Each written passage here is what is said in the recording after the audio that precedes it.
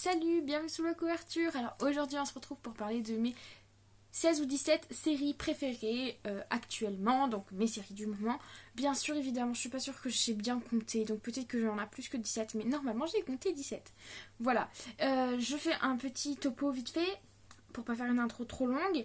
Elles sont pas dans l'ordre, et si jamais une série se démarque des autres, je te préviendrai quand je la dirai. Et aussi, il y en a qui sont plus trop d'actualité, que je les ai vues genre il y a presque un an, maintenant environ. Seulement, comment appeler ça? Ah oui, j'ai pas fait d'autres vidéos sur ça et elles étaient trop importantes pour pas que je les mette. Et du coup, il fallait que je les mette et du coup, je les ai quand même mises. Donc, sûrement, tu les as déjà vues. Mais c'est pas grave, c'est comme ça. Donc, c'est mes 17 séries du moment, depuis un an. Voilà, on va dire ça comme ça. C'est parti. Du coup, ma première série, c'est... Attention, roulement de tambour. J'ai été déçue un peu et en même temps j'étais trop contente. Donc est-ce qu'on peut dire que c'est une de mes préférées? Oui, franchement j'ai trop aimé. Voilà, je suis hyper déçue parce que... Ah d'abord je vais te dire ce que c'est, bien sûr.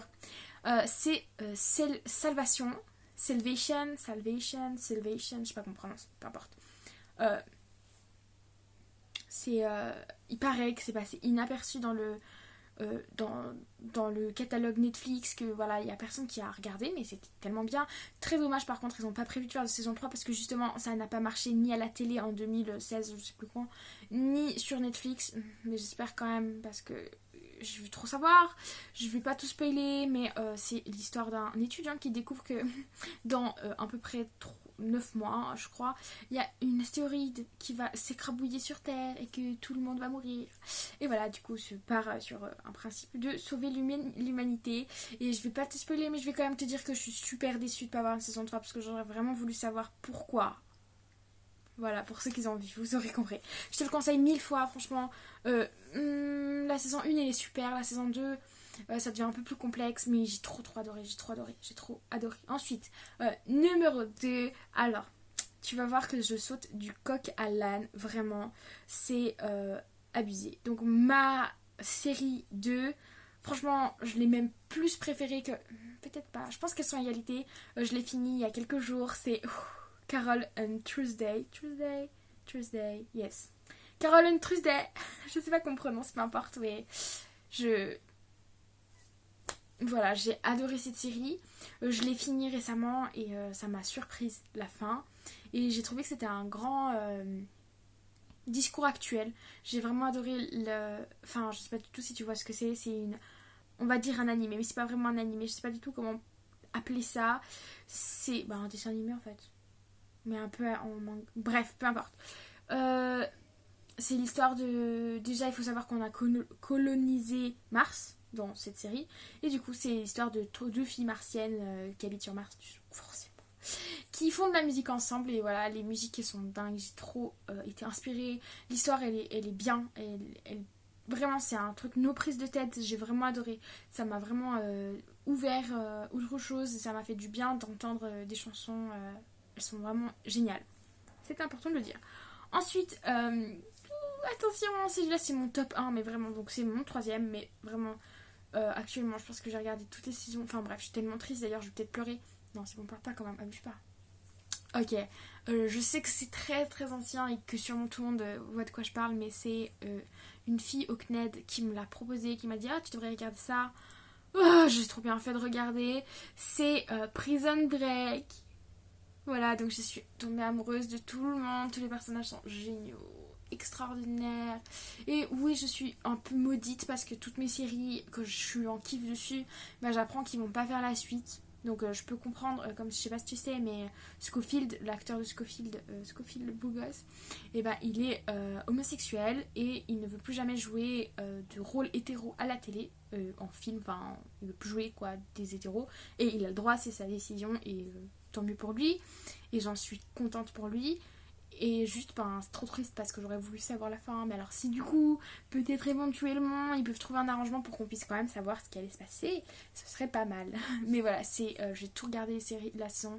Je suis tombée amoureuse de tellement de gens, genre T-Bag, oh mon dieu, Théodore là, oh, il est trop beau déjà, trop génial, trop super, trop cool. Et d'ailleurs, j'ai beaucoup aimé aussi Sarah. Et du coup, je peux rebondir sur mon top. Enfin, du coup, mon quatrième titre, c'est Colonie, voilà, donc comme j'ai dit, j'avais beaucoup aimé l'actrice de Sarah, et du coup, quand j'ai appris que Prison Break n'avait pas de suite, j'ai cherché tous les acteurs un par un pour regarder tous les autres films qui contenaient leur tête. Je vais regarder d'ailleurs un film avec T-Bag. Oh, bébé, bébé. Mais du coup, j'ai regardé Colony, donc avec la fille qui joue Sarah. Je me rappelle plus du tout le nom de l'actrice, mais peu importe. J'en suis à la saison 2, épisode 1, donc pas me spoiler tout. Mais en gros, c'est un an après que les extraterrestres nous aient envahis. Et nous sommes donc une colonie un petit peu soumise, on va dire. Et l'histoire est très très bien, un petit peu originale, j'ai l'impression, tout en étant classique avec les extraterrestres et tout. Mais j'ai eu le sentiment que c'était un peu plus pertinent. En tout cas, j'ai vraiment apprécié la première saison. La saison 2, je peux pas te dire, je suis qu'à l'épisode 1. Je te le conseille en tout cas, ça change un peu de tout ce qu'on regarde normalement, je crois, sauf si tu regardes tout le temps les trucs de ce genre. Ensuite, j'ai Biohackers. Ouais. C'est une série que j'avais pas accroché au début. Puis pour finir, j'ai accroché et je suis contente d'avoir vu jusqu'au bout. C'était quand même assez intriguant. Et voilà, donc c'est l'histoire d'une fille qui se rentre en faculté de médecine et qui commence à s'intéresser à sa professeure qui voilà est une dame un petit peu voilà. Je veux pas trop parler parce que c'est tellement facile à spoiler par contre celui-là. Donc je vais essayer de rien dire de trop. Du coup, j'ai vraiment apprécié, j'ai trouvé ça hyper différent. Après, c'est mon opinion, donc peut-être que, comme je t'ai dit, si toi tu regardes tout le temps ce genre de film, bah forcément ça doit pas être si différent. Mais moi, j'ai trouvé vraiment innovant, et j'ai trouvé vraiment original, et ça m'a permis de voir une souris fluorescente. Déjà, rien que ça valait la peine. Voilà, j'adorais, donc j'étais un peu triste à la fin, parce que c'était fini. Et c'est une série plutôt courte quand même, j'ai pas l'impression qu'elle est éternelle. Voilà. Ensuite, je pense que ça c'est dans le top de beaucoup de gens. Lucifer. Ouais. Donc du coup, c'est une de mes premières séries Netflix quand j'ai eu Netflix. Voilà. J'attends encore la nouvelle saison là. Ça m'a hypé de ouf, je suis trop contente. Mais je pense pas que j'ai besoin de raconter ce que c'est. C'est le diable qui vient sur Terre et qui s'allie à. Voilà, pour faire des enquêtes de police et voilà. Enfin, si on peut appeler ça comme ça. Et voilà, j'ai pas d'autres explications. Franchement, j'ai adoré. En plus, l'acteur est trop beau. Et en plus de ça, les chansons, je sais que je parle beaucoup de chansons, mais il chante un peu et il joue du piano dans quelques-uns des épisodes. Et juste trop beau, trop magnifique, hyper entraînant. Enfin, j'ai adoré. Ensuite, j'ai regardé Daredevil. Donc, si tu aimes Marvel, j'imagine que tu connais déjà. Moi, j'avais jamais entendu parler de lui. Voilà, on a tous des défauts et je suis tombée amoureuse, mais bon, je tombe amoureuse facilement après avoir vu un parce qu'il est trop beau. Donc du coup, on peut conclure que si j'aime le gars qui joue Lucifer, j'aime T-Bag et j'aime Daredevil, j'ai des goûts spéciaux. Bref, peu importe, il est vraiment trop beau et en plus d'être beau, c'est une grande morale. Mais attends, j'explique ce que c'est. Daredevil, c'est un super-héros aveugle qui se bat forcément. Et j'ai vraiment apprécié la construction et l'histoire et surtout les combats, même si c'était un peu long, moi qui aime pas trop les combats. Ceux-là, ils étaient assez potables. Enfin, d'habitude, je les passe tellement ça me fait chier. Et là, à part certains épisodes où vraiment ils se sont battus pendant 20 minutes, alors j'ai un petit peu avancé, j'avoue, j'ai regardé tous les combats, ils étaient vraiment bien. Et voilà. Ensuite, mon titre suivant, je peux le mettre en top 1 avec l'autre, j'imagine, parce que c'est quand même mon top 1, je l'ai vraiment apprécié, je sais pas trop, mais je te le conseille fois 1000 si t'es dans les trucs un peu super-héros, etc. Mais un petit peu décalé et puis un peu original. Et si t'aimes bien les animés, c'est My Hero Academia. Donc voilà, je suis encore tombée amoureuse de quelqu'un. Et ouais, je suis tombée amoureuse de All Might. Mais bon, pas de sa forme musclée, non. Bon, même qu'il soit bien, mais plutôt de sa forme toute maigrichonne là. Je sais pas si tu vois. Je suis tombée amoureuse de lui parce qu'il a une façon, voilà. Bon, après on peut pas tomber amoureux d'un dessin, mais voilà. Il me plaît ce petit gars. Bref, je te conseille 1000 fois, franchement c'est décalé, les haltères, enfin bref, moi c'est un kiff total, hein. J'ai vraiment trop apprécié et les super pouvoirs, enfin genre normalement j'aime pas trop les super héros parce que la preuve Daredevil c'était mon premier Marvel. Voilà, je suis quand même hyper heureuse, ça m'a hypé de fou, je te conseille vraiment si toi t'es dans... Mais je pense que si t'es dans ce domaine, t'as déjà dû voir, mais je te conseille vraiment. Ensuite j'ai regardé un truc que je vais sûrement pleurer rien que t'en parler, j'ai regardé, attends je sais pas très bien parler anglais, hein. Japan Things, ok.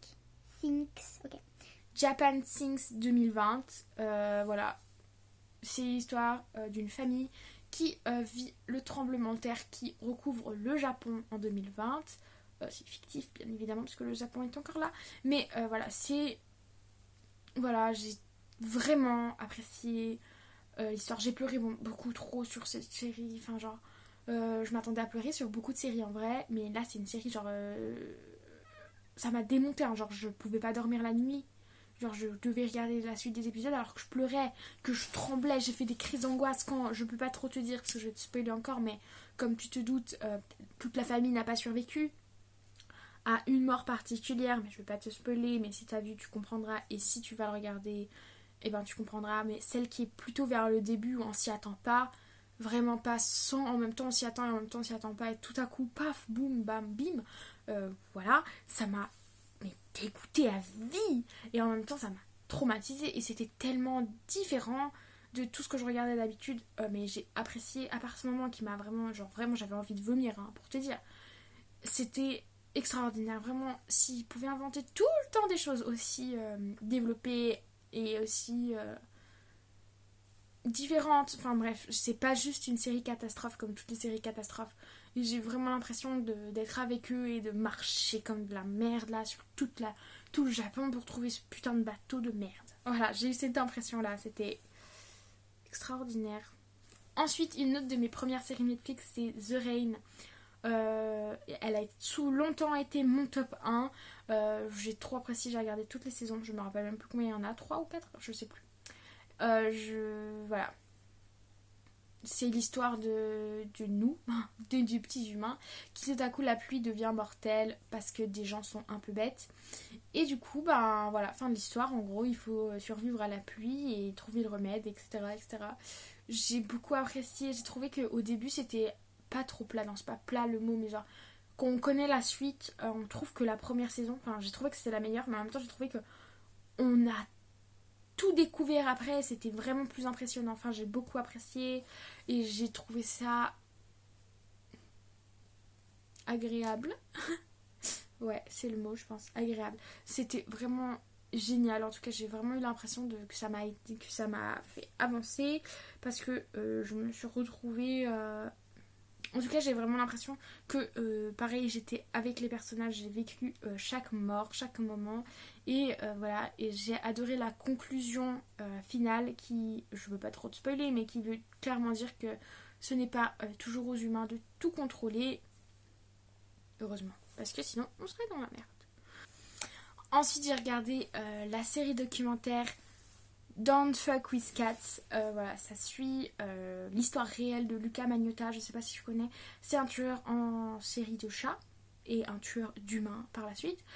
Qui en fait, le documentaire série suit son parcours et plus particulièrement l'enquête qui a été menée par les internautes sur Facebook et sur les divers réseaux sociaux qui ont permis l'arrestation de Lucas. Donc c'est une série extrêmement bien faite, j'ai trouvé super intéressant, à part les images, elles étaient vraiment trop dures. J'étais déjà tombée sur la vidéo du chat qui se fait noyer, je m'en suis toujours pas remise, j'ai pleuré tous les larmes de mon corps, j'avais des frissons, rien que d'en parler, j'ai des frissons qui montent, oh mon dieu. Voilà, c'est une vidéo que j'espère que personne ne verra. C'est ouh, voilà.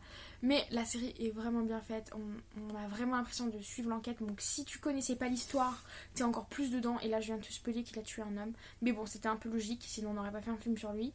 Bref, mais genre, juste, si tu connais pas l'histoire, pas de chance, je la connaissais déjà. Mais genre, vraiment, il t'apporte pièce par pièce. Et c'est vraiment une enquête que tu vis. C'est hyper impressionnant. Moi, j'ai hyper apprécié. C'était un hyper bon moment, à part les meurtres. C'était vraiment agréable et surtout on a pu voir que Internet fait aussi des bonnes choses. Ensuite, il y a ma petite série que j'ai vraiment aussi trop kiffé, mais bon, j'ai l'impression que j'ai kiffé tout. C'est You. Et pareil, j'ai trouvé le synopsis et l'histoire tellement extraordinaire et différente. On suit un psychopathe, si on peut appeler ça comme ça, un psychopathe pervers un petit peu et un tout petit peu obsédé. Et en fait, il tombe amoureux et il suit. Enfin bref, c'est un stalker, un mec très impressionnant, mais il est génial. Et pour finir, il se retrouve avec une fille qui. Enfin bref, je vais pas tout te raconter, mais hyper impressionnant. J'ai adoré les saisons. Je sais qu'il y en a bientôt une qui va sortir et je me réjouis tellement de la regarder parce que c'était extraordinaire. D'ailleurs, elle devrait pas déjà être sortie. Ok, je suis allée vérifier, c'était pour 2021, mais c'est pas grave. Donc je sais plus trop à combien on en est, mais il m'en reste encore quelques-unes. The Mist, je sais pas si tu vois et si t'as vu le film de 2005, 2012, 2011, quelque chose comme ça, dans les années 2000. Ils ont sorti un film se basant bien sûr sur la nouvelle de Stephen King. Ouais, je crois que c'est lui. Non, je sais que c'est lui. Et du coup, ils ont fait une série sur ça. Malheureusement, comme toujours, on n'a pas la fin. Donc voilà, c'est ma malédiction. Ok. Donc c'est ma malédiction, je ne saurai jamais la fin. Bien que, en fait, on sait la fin, mais on est toujours sur notre fin. Oh là là, tous ces mots. Et surtout, ben, on peut pas conclure parce qu'on dirait que la série avait prévu de conclure cette fois. Et là, c'est pas prévu à première vue.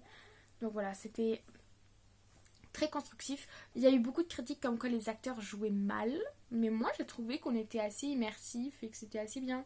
Mais bon, après, c'est mon opinion, je l'ai pas mis. Si je devais faire un vrai top, elle serait pas tout en haut, mais moi j'ai passé un super bon moment. Et connaissant déjà la nouvelle et l'autre film, bah, j'ai été beaucoup plus immergée que quelqu'un qui connaissait sûrement aucun truc de l'histoire. Ensuite, j'ai regardé l'autre côté qui se passe dans les années 2050, j'imagine, je ne me rappelle plus trop la date, en Espagne. Et tout simplement, on vit avec un virus mortel, beaucoup plus que tu sais qui. Vraiment, genre, tu regardes la personne, elle est morte. Impressionnant d'ailleurs dans ce film.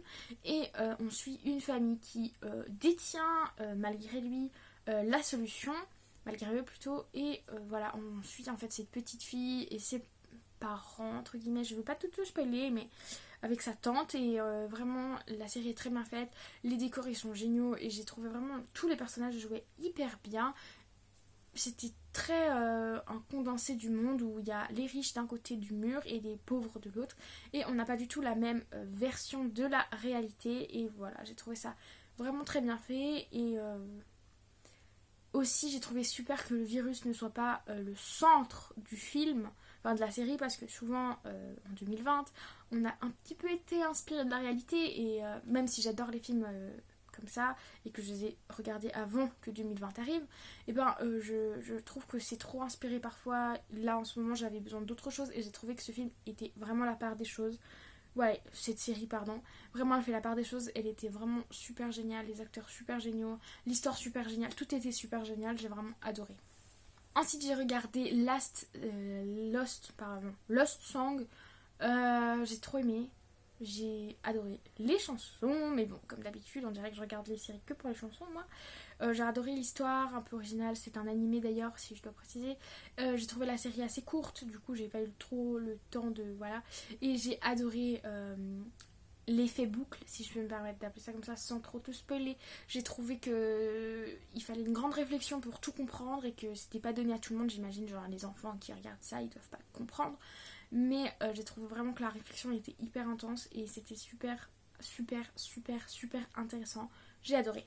Et ensuite, on va terminer par une série francophone, donc franco-belge, très originale, mais j'ai des critiques à faire, donc j'ai juste adoré l'histoire par contre, quelques détails près, un petit peu à quelques détails près, parce que l'histoire est bien, mais il faut aimer l'aspect belge, donc je sais pas si du tout, si c'est pas une critique, mais souvent de ce qu'on voit, la Belgique est un pays multiculturel et c'est beaucoup plus axé sur la multiculturalité que la plupart des films francophones français par exemple. Bon, Suisse, on fait pas trop de films à part des comédies sur la montagne. Voilà. Du coup, on peut pas parler de nos films, mais du coup, du reste de la francophonie, les Belges sont beaucoup plus multiculturels et ouverts en fait, de par le fait qu'ils parlent déjà plusieurs langues dans leur pays. Ensuite, par contre, il y a un gros problème avec le gars qui a fait le son. Le gars, il a oublié de mettre la perche, hein, parce que vraiment, on n'entend rien. Heureusement, il y a des sous-titres, hein, parce que on comprend rien ce qu'ils disent parfois. Du coup, c'est... j'ai même pas dit ce que c'était. C'était Into the Night. Voilà. C'est l'histoire d'une mauvaise actrice, mais bon, je l'aime bien quand même, qui joue une fille qui se retrouve dans un avion, alors que il se passe quelque chose sur Terre, que tout le monde meurt. Quand le soleil se lève, tout le monde meurt. Et du coup, ben voilà, en gros, c'est ça. Il n'y a pas d'autre explication. Il faut juste 7 jours, je pense. Il faut survivre 7 jours et comprendre qu'est-ce qui se passe et trouver une solution. Et elle se retrouve avec des gens très différents, très, très, très différents, qui parlent des langues différentes. enfin des accents différents surtout, et qui sont très très différents et qui doivent vivre ensemble dans un avion, voilà. Et autant certaines situations sont un petit peu drôles parce que voilà, mais je veux pas critiquer parce que pour un film français, francophone, je veux dire, pour un film francophone qui change des comédies, étant donné que, sans vouloir vexer personne, en francophonie, on a plutôt tendance à aimer les comédies, je crois, parce que c'est la plupart des choses qu'on fait. C'est vrai que, en tout cas, les films à l'affiche sont des films de comédie. C'est assez rare de voir un film d'horreur français comme ça sortir de nulle part. Ça existe, bien sûr, mais c'est assez rare. Et ce que je veux dire par là, c'est que pour sa catégorie, il est vraiment extraordinaire, surtout qu'il n'est pas du tout surtout qu'il n'est pas américain en fait, et c'est pas une critique non plus ni pour les films américains ni francophones, mais bah c'est pas notre domaine, on s'en sort moins bien. Tandis que là franchement on a trop géré, quand je dis on, je parle des francophones, hein, bien sûr, et du coup je suis assez contente qu'il fasse partie de mon top, parce que même si les acteurs, voilà, certains sont un petit peu nunus, et que on comprend vraiment rien, par contre ça c'est vrai abusé comme on n'entend rien, et que c'est vrai que parfois l'histoire est un petit peu bateau, tout petit peu bateau, ok, mais genre je suis vraiment trop contente d'avoir vu cette série. Ça m'a permis de découvrir un truc très différent, et en plus j'ai trouvé que ça avait vraiment un truc différent en fait, vraiment c'était très différent et j'ai beaucoup apprécié. Pourtant je déteste les films avec des avions. Voilà, donc je crois que j'ai fini, j'ai fait le tour, j'ai parlé beaucoup beaucoup beaucoup, mais comme d'hab je parle tout le temps trop. J'ai plein d'autres films et de séries que j'ai regardé. D'ailleurs, excuse-moi si je dis film au lieu de série, enfin tu sais, voilà l'habitude. Mais je suis tellement contente d'avoir Netflix de nos jours. C'est vraiment indispensable quand on veut faire quelque chose de sa journée alors qu'on n'a pas de vie. Donc je suis trop contente, et j'espère que tu as aimé mon top, même si c'est pas vraiment un top. En tout cas, c'est mes séries du moment. Je t'invite à les regarder si ça t'intéresse, et si c'est des séries qui peuvent t'intéresser. Dis-moi en commentaire tes séries. Oh, moi ça m'intéresse trop de regarder tes séries, donc dis-moi tes séries, donne-moi un petit résumé. Et comme ça, je pourrais aller les regarder. Et voilà, peut-être qu'elles seront dans mon prochain top. Je me réjouis trop de voir tes propositions. Et voilà, c'est tout. Alors, je te fais plein de bisous. Et regarde pas trop Netflix non plus. Oublie pas qu'il faut être productif dans la vie. Non, je plaisante, fais ce que tu veux.